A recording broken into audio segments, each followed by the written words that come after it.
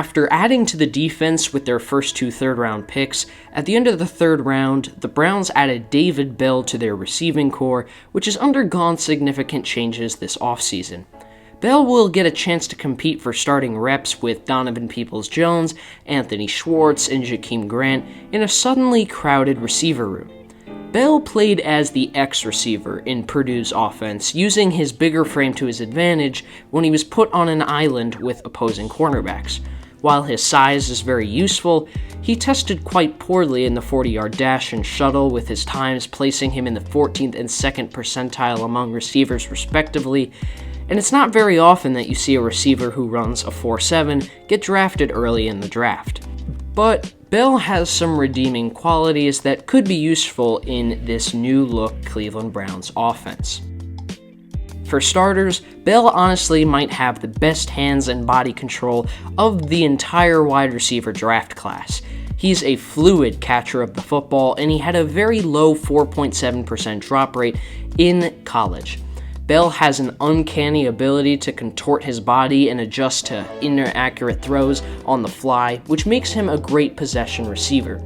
You can use him on the outside, where he'll use his size to come down with 50-50 balls. You can send him over the middle, and he'll make those tough, tight window catches on 3rd downs. And he's also an underrated threat after the catch as well. But what I was most surprised by when watching his tape was how nuanced his route running is. Bell doesn't have dynamic athleticism, but he's a very skilled, crafty route runner who understands how to create spacing using leverage and technique. Here's what I mean. On this play, Bell is running a comeback route and uses 3 steps to create separation. In the initial phase of the route, Bell explodes off the line and gets low as if he's running deep, which gets the corner to speed up his back pedal. Then, Bell raises his pad level and glances back towards the quarterback, acting as if he's about to turn around.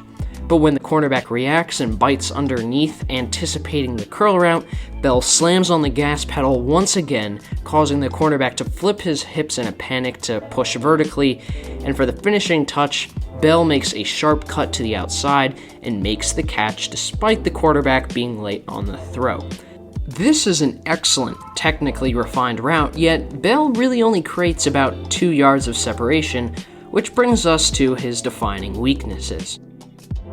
If Bell ran in the 4.3s or even in the 4.4s at the combine, I guarantee you he would have been a 1st to 2nd round prospect. Against NFL cornerbacks at the next level, Bell's lack of long speed and quick twitch lateral movement will make it difficult for him to beat man coverage on a consistent basis.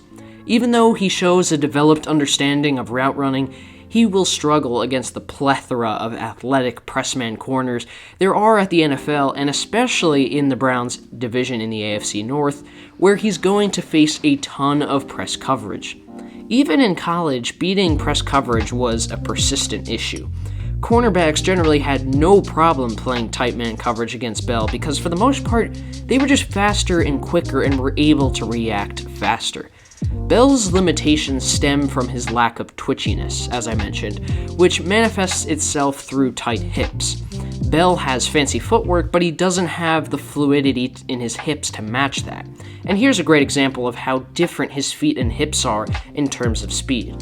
When Bell makes a sharp cut back to the outside on this route, there is a noticeable amount of deceleration that results because he just doesn't have the natural hip fluidity to be able to cut on a dime like some of the top elite receivers in the NFL do. And because of that, it almost looks like the cornerback runs the route better than Bell does. Drafting Bell was not a flashy pick, but I do think he can fit nicely in this offense in a defined role. He's got a nice baseline of hands, route running polish, and the physical size to contribute right away in the intermediate to short areas of the field. I think a B grade perfectly fits this selection because while I have a hard time seeing David Bell bust, he doesn't offer a ton of upside simply due to his lack of game-breaking athleticism. But at the end of the 3rd round, when other teams give in to the allure of boom or bust prospects, adding quality depth that is reliable and consistent is not a bad move at all.